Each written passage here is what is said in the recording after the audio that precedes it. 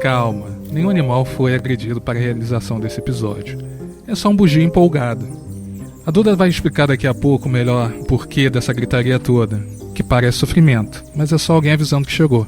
Hoje eu tô aqui no Centro de Primatologia do Estado do Rio de Janeiro, mais conhecido como CPRJ, que fica no município de Guapimirim, e é um centro que trabalha com pesquisa e manejo de primatas em cativeiro. E apesar dos macacos estarem dentro de recintos, eles estão rodeados pela floresta, porque aqui a gente está também dentro do Parque Estadual de Três Picos, né? Então os recintos são todos rodeados pela floresta. E eu vim aqui para contar a história de um grupo que em breve vai justamente voltar para a floresta. Um grupo de 7 bugios que está num desses recintos aqui no CPRJ, nos últimos preparativos antes de voltar para a floresta. Mas não essa floresta aqui dos Três Picos, uma floresta que está a cerca de 100 quilômetros daqui, que é o Parque Nacional da Tijuca. A iniciativa do projeto Refauna, de trazer essas espécies que já desapareceram dessa grande floresta urbana que é o Parque Nacional da Tijuca, através da reintrodução ou da refaunação, como eles chamam, que é você trazer de volta os bichos que estavam ali e sumiram por causa, enfim, desmatamento, caça, tudo isso que a gente já narrou tão bem nos últimos episódios. O bugio ruivo é um macaco que ocorre na Mata Atlântica do Brasil, da Bahia até o Rio Grande do Sul e até o extremo norte da Argentina. Os bugios não são agressivos como o som que eles emitem faz parecer. No Rio Grande do Sul, por exemplo, ele é até cultuado. Tem um ritmo musical que se chama bugio. É uma dança bem específica que imita os passos do animal. O macaco é um pouco maior do que os outros primatas sul-americanos. Pode medir mais de 70 centímetros da cabeça aos pés e mais 60 centímetros só de cauda. Ele pesa em média 7 quilos. A pelagem e a cauda são longas e a cor vai do marrom mais escuro ao tom mais acastanhado, que deu a ele este nome de ruivo. Existem 7 espécies de bugio no Brasil, cada uma com sua particularidade e diferenças de coloração. Mas uma característica marcante em todos eles é o pelo mais longo da face, como se ele tivesse uma barba. Aliás, por isso, em alguns lugares eles também são chamados de barbados. Essa barba esconde um osso que ele tem na garganta, que se chama osso hioide. Todos os primatas têm esse osso, inclusive a gente, mas o do bugio é maior, um verdadeiro gogó. Por isso, ele consegue produzir esse som tão poderoso.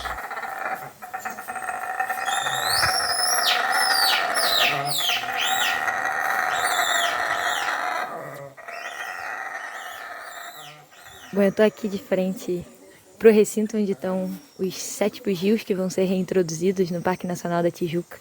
Tem uma fêmea com um filhote macho nas costas, pequenininho, já olhando pra gente, perguntando quem é esse grupo aqui, perto da minha casa.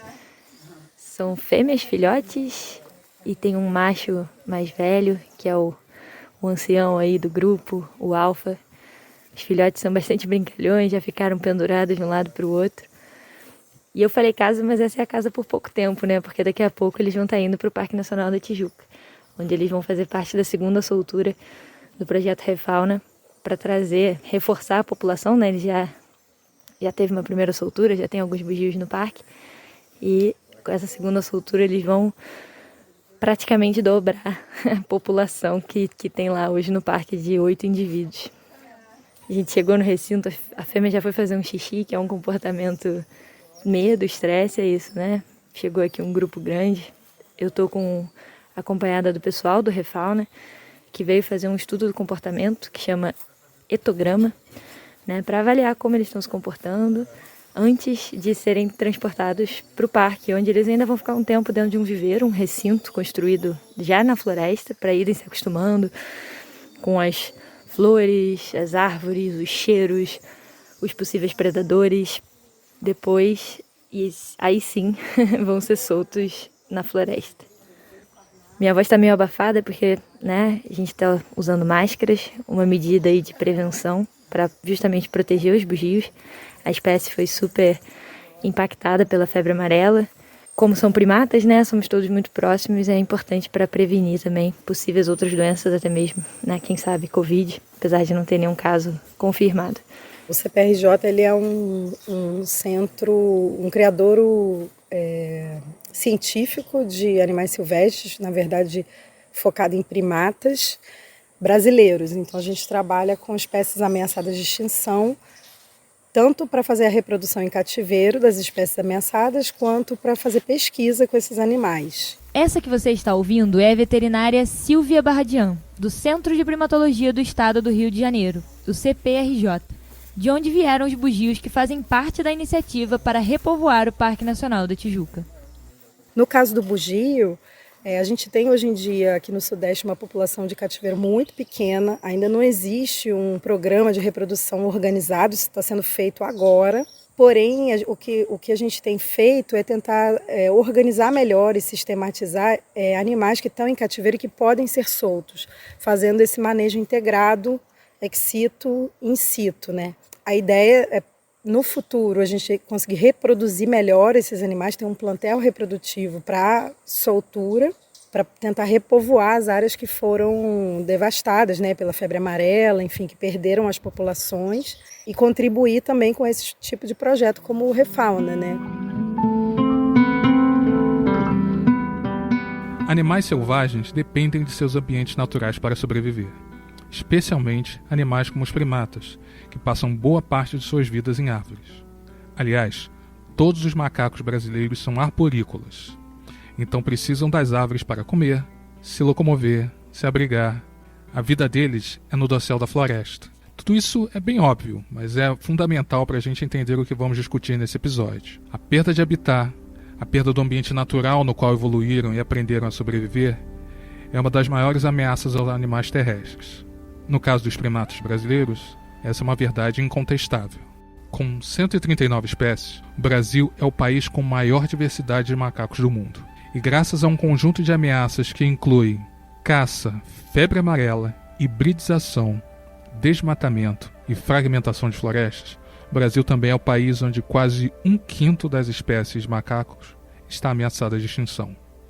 Atualmente, dos 25 primatas mais ameaçados do mundo, de acordo com a Rewild e com a União Internacional para a Conservação da Natureza, 4 deles estão aqui, incluindo o bugio ruivo, que a gente ouviu ainda há pouquinho.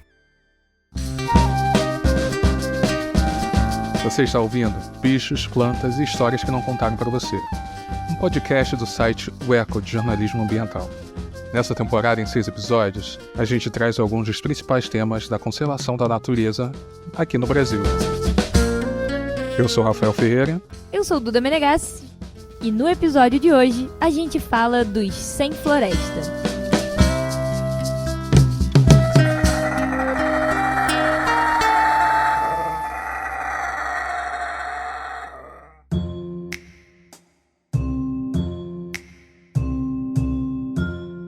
Nos episódios passados, a gente viu como o bioma da Mata Atlântica foi bastante reduzido ao longo da história. A urbanização e a ocupação de cafezais no século XIX, por exemplo, fez com que os bugios desaparecessem da área que viria a se tornar o Parque Nacional da Tijuca, aqui no Rio de Janeiro. E se os primatas não vivem sem floresta, o inverso também é verdade. A reintrodução de bugios no parque é um esforço que começou em 2015 e faz parte de uma iniciativa maior para trazer de volta várias espécies que sumiram da floresta, que se tornou uma floresta vazia. Isso se chama refaunação. É uma iniciativa de conservação que busca restaurar os processos naturais em ecossistemas prejudicados pela extinção de espécies. Afinal de contas, os animais provêm alimento, polinizam, dispersam sementes, controlam pragas e doenças e são atores importantes para a manutenção da floresta.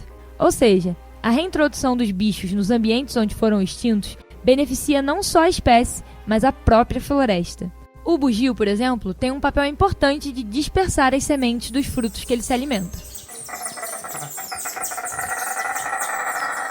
Os bugios, eles comem muitas sementes que outros primatas não comem e eles têm uma interação muito importante com os besouros rola-bosta, né? Que eles defecam em grupo, os bugios, e os besouros rola-bosta pegam essas fezes e transportam para outros lugares, né? O Refauna já fez vários estudos que observou bem forte essa interação e com muitos besouros, inclusive, que enterram as fezes, né? Então eles fazem esse transporte das sementes para outro lugar para que uma nova árvore possa nascer, né? Esse é o Matheus Travassos. Ele é biólogo do Refauna e coordenador das reintroduções dos bugios ruivos na Floresta da Tijuca. As técnicas de manejo que a gente está utilizando agora, o monitoramento e tal, podem servir como exemplo para introduções futuras em locais onde a população de bugio está muito baixa, né? Lá na floresta é uma região tranquila para o bugio, porque tem muito espaço, tem muito recurso em relação à quantidade de bugio que tem lá, né? Que atualmente são 8 só. E não tem predador, nenhum predador natural, né? A gente tem o problema dos cachorros, mas com os bugios está tranquilo. Os bugios ficam mais no dossel, né? Como eu falei. Então, é uma boa região para a gente ter esse laboratório, né? Essa questão de como lidar com o manejo de bugio e da introdução em si, né? Hoje em dia, as principais ameaças para a sobrevivência dos bugios são a fragmentação excessiva, né, que a gente vivencia isso na Mata Atlântica aqui do Sudeste, principalmente. Então, a perda de conexão florestal e fragmentos muito pequenos que sobram, né, isolados. Então, por conta dessa fragmentação, os animais, muitas vezes, eles têm que andar pelo chão para poder chegar a uma outra área de mata. Isso torna eles vulneráveis a ataques de cães, a atropelamento, a captura. Às vezes, eles têm que passar pela fiação elétrica, então também morrem eletrocutados. Então, a fragmentação em si coloca eles em uma situação de muita vulnerabilidade. Você lembra da veterinária, Silvia Barradi. E além disso, a gente tem aqui no estado do Rio, por exemplo, algumas matas, pequenos fragmentos onde tinha bugios. E a febre amarela, que foi, né, uma doença que teve um surto em 2016, 2017 aqui pelo estado, foi um efeito avassalador em cima dessas pequenas populações. Então a gente tem vários fragmentos que foram dizimados, assim, que acabou a população de bugios e não vai ter recolonização. Como os dados de contagem de indivíduos e censo populacional não estão disponíveis para todas as espécies de primatas, a melhor estratégia para avaliar a situação de uma população destes animais, se houve redução ou se houve aumento, é justamente olhar para o habitat a partir de imagens de satélite.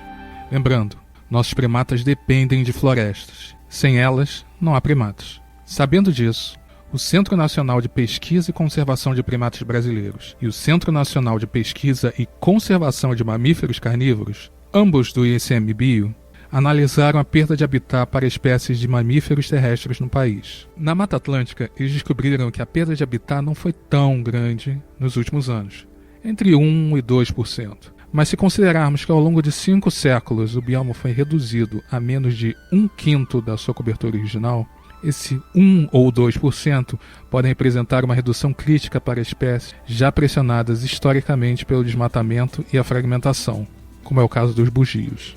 Nos demais biomas, as maiores perdas de habitat concentram-se na Amazônia e no Cerrado, onde a fronteira do desmatamento tem avançado em ritmo acelerado nas últimas décadas. E é na Amazônia que a história do bugio pode se repetir. É lá que está o recém-descrito zogue-zogue de Mato Grosso, uma espécie que tão logo foi descoberta, já entrou para a lista das mais ameaçadas do mundo. Pela janela do avião que sobrevoa o norte matogrossense, é possível ver ilhas de floresta recortadas em diferentes formatos e tamanhos, isoladas, em meio a vastas plantações e pastos. Dependendo da época do ano, a paisagem onde predomina a soja, o milho, o algodão e o gado ganha uma turbidez, graças a outro elemento marcante da região, a fumaça. Durante a temporada de seca, o fogo é frequente na maior floresta tropical do mundo, e a gente sabe que não é fogo natural. É nessa região, em meio às queimadas criminosas e à progressiva destruição da natureza, em pleno arco do desmatamento, que vive o zogue-zogue, chamado pela ciência de Plectorocebus grovesi. Grovesi é uma espécie muito emblemática porque ela só ocorre em Mato Grosso. Esse que você ouviu é o professor Gustavo Canali, da Universidade Federal de Mato Grosso. Ele é um dos 20 autores do artigo que apresentou o zogue-zogue para o mundo científico. Esses primatas, eles se caracterizam por serem monogâmicos, então eles só fazem ali o casal e geralmente você tem um filhote da fase reprodutiva anterior, né, do período reprodutivo anterior, e às vezes um filhote daquele ano. Então, geralmente você encontra 3, 4, no máximo 5 indivíduos juntos. Então são grupos muito pequenos. O problema é que o Zog-Zog está em um local muito vulnerável. Eles estão justamente nessa região que mais perde floresta na Amazônia, que é o norte de Mato Grosso, pelo menos umas das, né? Também com o sul do Pará ali. Mas como esse desmatamento é relativamente recente, ainda tem grandes blocos de floresta, né? Mas cada vez mais essas florestas estão sendo fragmentadas. Tem muitas populações que estão em fragmentos muito pequenos, é evidente de que são populações não viáveis, né, em longo prazo, mas se for protegido aquilo de floresta que ainda existe para essa espécie, a chance dela permanecer é alta, né? A gente já falou disso em outros episódios, mas é basicamente o seguinte: o arco do desmatamento é a fronteira por onde as plantações agrícolas e o pasto avançam por cima da floresta. É uma área enorme. São mais de 500 mil quilômetros quadrados que vão do Pará até Mato Grosso, passando por Rondônia e Acre. E o nome é autoexplicativo. É a região com os maiores índices de desmatamento da Amazônia. Aliás, de acordo com os dados mais recentes do PRODES, entre agosto de 2021 e julho de 2022, o Mato Grosso, onde vive o Zog-Zog, perdeu uma área equivalente a uma cidade de São Paulo de floresta para o desmatamento. Quando ela foi classificada como criticamente, ela foi classificada como criticamente pela projeção do desmatamento esperado de acordo com a taxa de desmatamento atual. Por isso que ela está em perigo. A gente imagina que a gente vai perder cada vez mais floresta a ponto dessa espécie ser extinta. E o Groves, a área de distribuição dele está inteira dentro do arco do desmatamento. E também essa região é a região que está mais suscetível a incêndios florestais muito frequentes. E que você imagina que uma população que já está isolada num pequeno fragmento, se o incêndio bate ali naquele pequeno fragmento, já era, ela não tem para onde correr, né? E assim, junto com o desmatamento, porque não é só a substituição de floresta por soja ou pasto, né? Tem uma urbanização, né? Uma malha viária, hidrelétricas, todos esses empreendimentos que dão sustentação ao agronegócio, que também estão sendo implementados justamente nessa área do Groves. Nessa corrida contra o tempo e a destruição, Gustavo faz parte de um grupo de pesquisadores que busca saber mais sobre a espécie. Eles correm para delimitar exatamente onde estão os Zog-Zog de Mato Grosso. Até o momento, a presença da espécie está confirmada em apenas 6 municípios: Paranaíta, Alta Floresta, Juara, Nova Bandeirante, Apiacás e Sinop, sendo apenas 2 registros confirmados dentro de áreas protegidas, no Parque Nacional de Juruena e na Estação Ecológica de Rio Ronuro. A suspeita de que a espécie pode ocorrer também dentro de terras indígenas da região, mas ainda não houve confirmação. De acordo com Gustavo, existem ainda 2 grandes blocos de floresta onde essa espécie ocorre, mas com certeza é uma população em declínio. E apesar de não ser uma população pequena, está perdendo indivíduos muito rapidamente pelo avanço intenso do desmatamento. E esse alerta ganhou repercussão internacional. Lembra da lista dos 25 primatas mais ameaçados do mundo que a gente falou no começo do episódio? Lembra que 4 deles são brasileiros? Pois bem, o Zog-Zog de Mato Grosso entrou para essa lista. Ela é fruto da publicação Primates in Peril, produzida pela organização Rewild, e a sua edição mais recente foi lançada durante o Congresso Brasileiro de Primatologia, que ocorreu justamente no norte de Mato Grosso, no município de Sinop, em agosto de 2022. Foi no caminho para esse evento que eu pude testemunhar, do alto, o avanço do arco do desmatamento sobre o lar do Zog-Zog.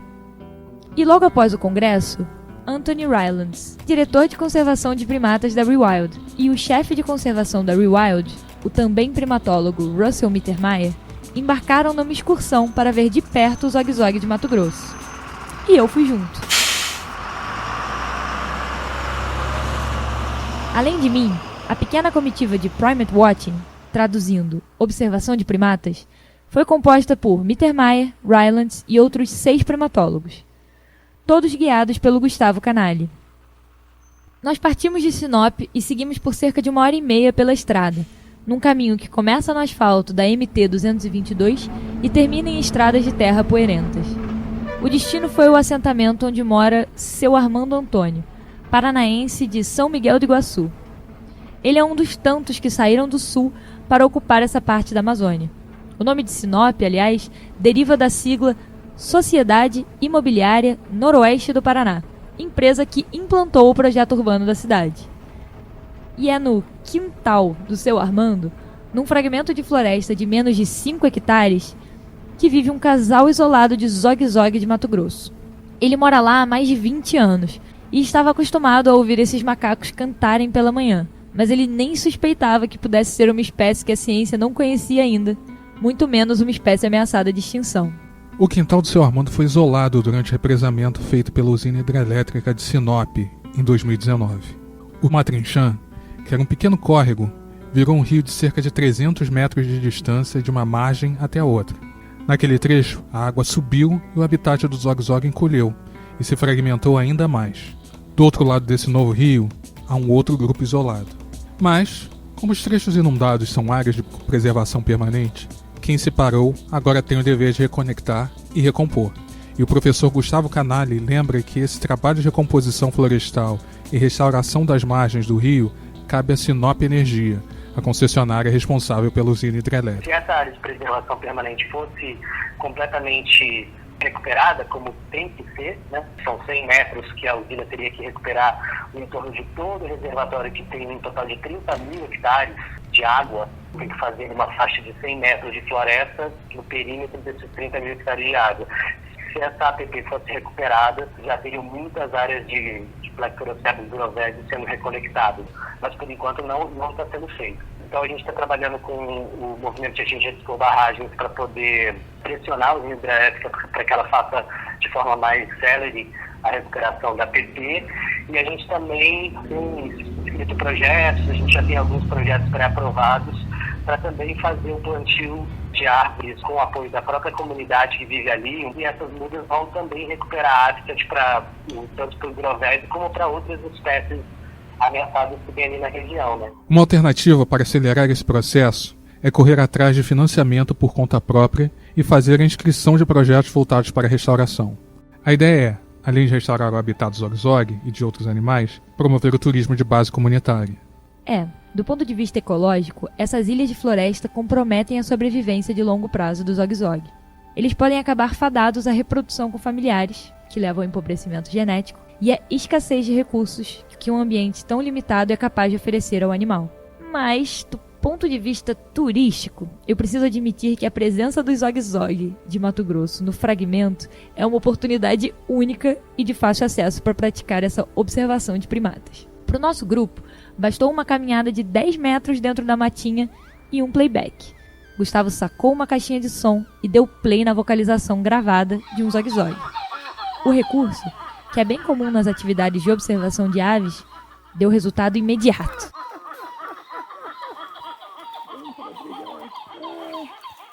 O casal de Zog-Zog veio rapidamente averiguar quem eram os intrusos na sua pequena casa. Com movimentos ágeis por cima da copa das árvores, a 15, 20 metros de altura, eles se misturavam entre as folhas com sua pelagem de tons marrons, ruivos e cinzas. Eu tentei, sem lá grande sucesso, tirar umas fotos dos animais, mas nem o zoom, nem o foco, nem os próprios macacos inquietos colaboraram com meus cliques. Se nem sempre era possível vê-los com clareza, quando eles vocalizavam, era impossível não escutar. Essa cantoria do Zog-Zog, como o Gustavo me explicou, é uma forma de defender o território e de nos mostrar que aquela casa tem dono. Quando o casal finalmente parou num galho, deu para observar um comportamento bem particular da espécie, o entrelaçar de suas longas caudas. Todas pretas e com quase 50 centímetros, elas são maiores que o próprio corpo do bicho.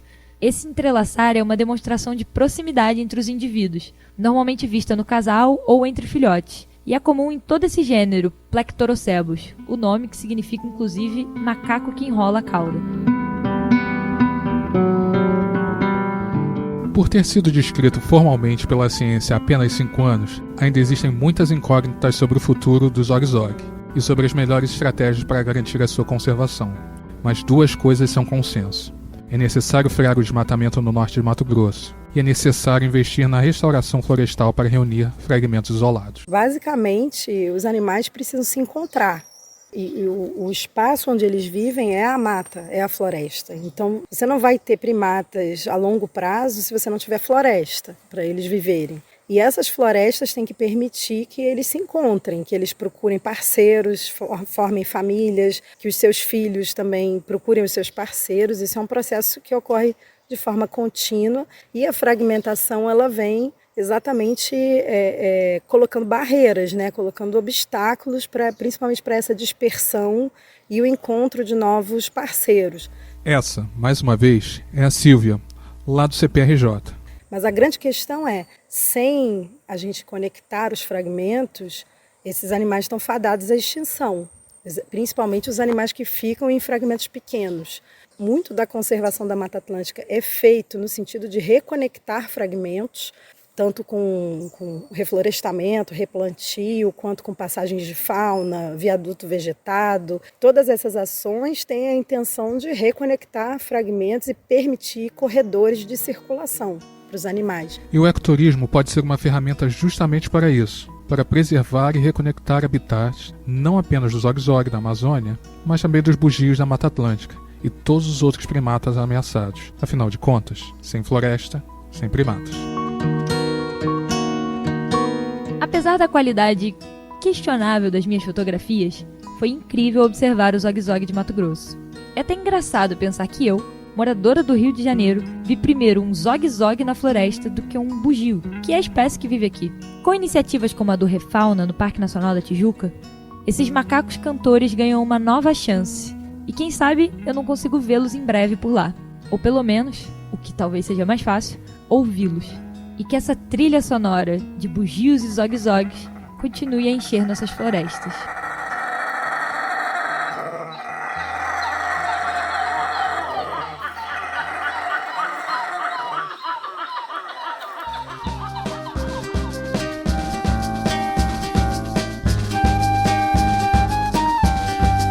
E aqui termina o 5º episódio de Bichos, Plantas e Histórias que Não Contaram Pra Você, podcast do site O Eco de Jornalismo Ambiental. O segundo maior felino do país perdeu espaço. A onça parda muitas vezes é obrigada ao convívio com outra espécie, a humana. No próximo episódio, vamos conhecer algumas histórias recentes que mostram que o medo e a violência, infelizmente, ainda protagonizam essa relação.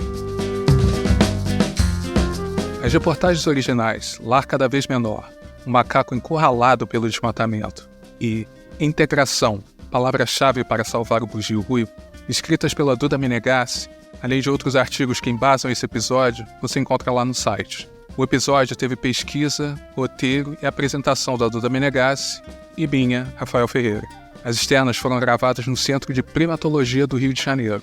A consultoria em roteiro e revisão final são da Georgia Santos. A edição foi da Georgia Santos e do Douglas Weber. Também são do Douglas a sonorização e a finalização do episódio.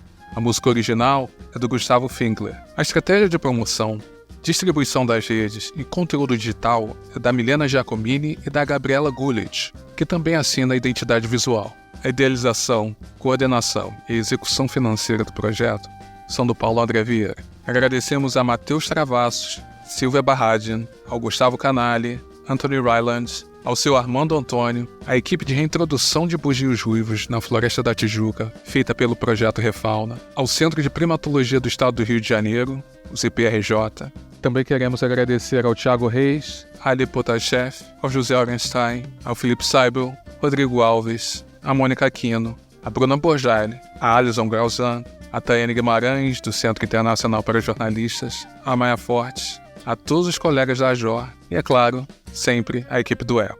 Se você gostou desse episódio e está curtindo o nosso trabalho, acesse oeco.org.br e saiba como virar um apoiador do jornalismo ambiental independente.